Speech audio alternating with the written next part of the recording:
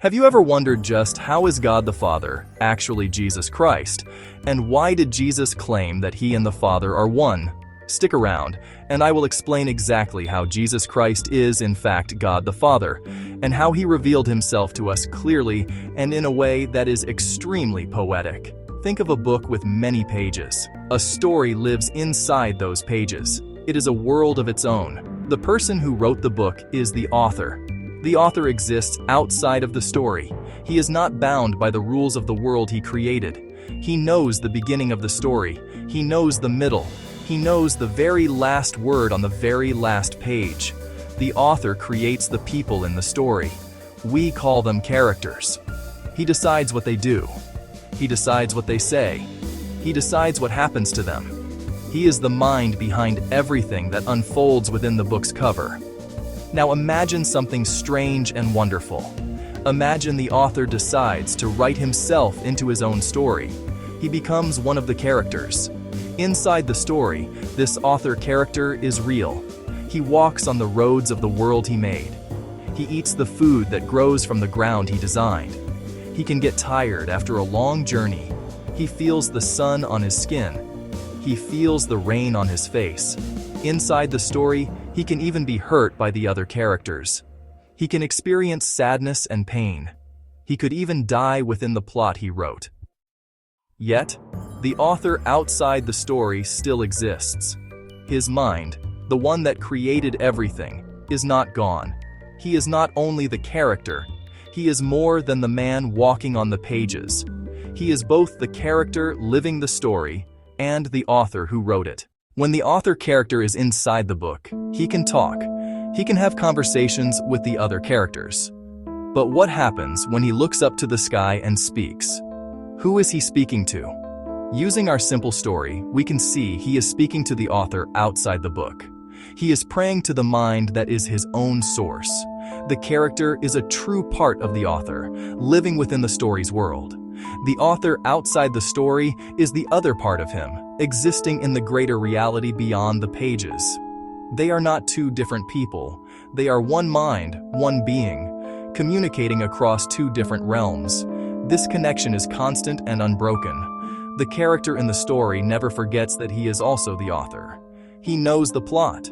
He knows why he has entered the story. His purpose is to interact with the other characters in a personal way.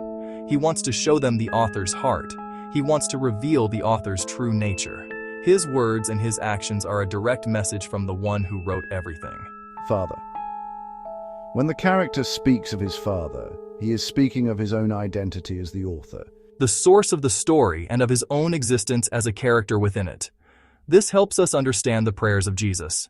In the Gospels, we see Jesus pray often. He goes to quiet places to speak with his Father.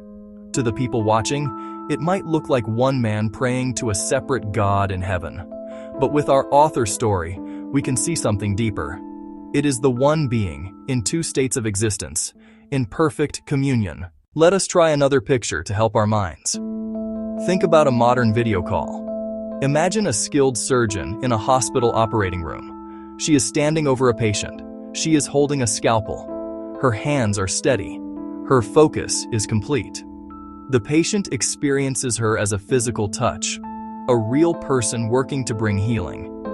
At the very same moment, her image is appearing on a large screen in a university lecture hall many miles away.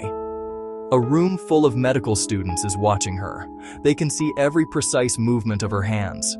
They can hear her voice as she explains the procedure. She is teaching them. She is present with them too. For the students, she is an image on a screen and a voice from a speaker. She is one person, the surgeon, acting and existing in two places at once. She is one person with one mind. That single mind is controlling the hands that hold the scalpel. That same mind is forming the words that teach the students. To the patient, she is a physical presence. To the students, she is a digital presence. She is fully both. She does not become less of a surgeon because she is also teaching. She does not become less of a teacher because she is also operating. This image helps us think more about Jesus.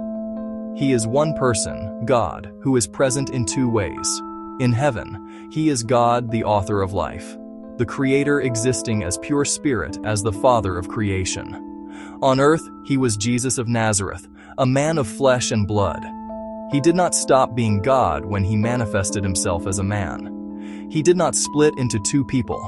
Like the surgeon on the video call, he was one person, one mind, active in two realms. Now we can approach one of the most powerful and human moments in the story, the Garden of Gethsemane.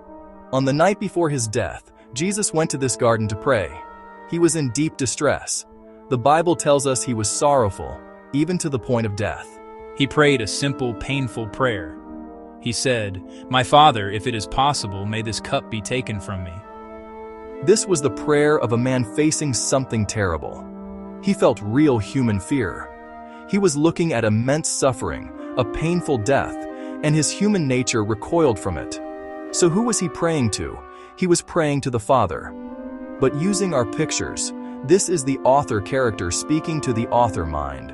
It is the visible man on earth speaking from within his human experience to the invisible source of his being. The fear was real. The pain was real. He was not pretending. As a full and complete human, he felt the crushing weight of what was to come. Yet even in that moment of fear, he finished his prayer with powerful words. "Yet not as I will, but as you will." The will of the Spirit overcoming the will of the flesh. Two wills in conflict by distinction of nature being flesh and spirit, but one ultimate will. The will of the author who wrote the story, and the author character who is in it. This is the key. It shows that the mind of the character and the mind of the author are one. It was not two people negotiating. It was one person, with two natures, aligning his human will with his divine will. The character was choosing to complete the author's plan. This moment does not show a conflict between two different gods or two separate people. It shows the inner drama of the willing spirit going against the will of the flesh. The surgeon feels the strain in her hands, but her mind knows the operation must continue.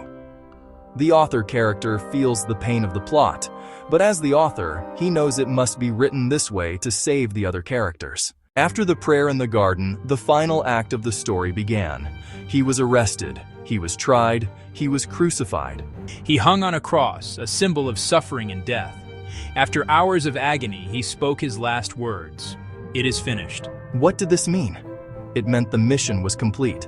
The work he came to do as a man, as the character within the story, was now done. The great act of sacrifice the author had written for himself was accomplished. The debt was paid. When the author character died on the cross, the story reached a turning point. But did the author outside the book cease to exist? No. The death on the cross was the death of the character in his human form. It was the ultimate expression of his love. The words, "It is finished," are words of triumph, not defeat. They are the declaration of a victorious king. The purpose for entering the story was now fulfilled. He had shown the author's love and provided a way for rescue. This is why the resurrection is so important. The author did not leave his character dead. 3 days later, he raised him, and he ascended, returning to full glory as the author. So why did it have to happen this way? Why did the author have to enter the story himself? The Bible gives us a clear answer. I, even I, am the Lord, and apart from me, there is no Savior. The story of salvation is God's story. Therefore, God himself must be the hero. If God had sent someone else, a different person, an angel, a good man, then that person would get the glory. But the author's plan was to bring everyone back to himself. By entering the story as the main character, God made sure the glory for saving the world would belong to him alone. They praise the Son who died for them, and in doing so, they are praising the Father who planned it all. Because the Son and the Father are one, there is no division of glory. All the honor, all the praise, all the worship goes to the one true God who wrote the story and also starred in it. This is a story about God. Jesus, the Son, is the perfect expression of the Father. He is the image of the invisible God. When we look at the life of Jesus, we are seeing the heart of God. When we hear the words of Jesus, we are hearing the mind of God. He did not come to draw attention to himself as a separate being. He came to show us the Father. If you like this video, please be sure to give this video a thumbs up. And don't forget to like, subscribe, and turn on the notification button, and I'll see you next time.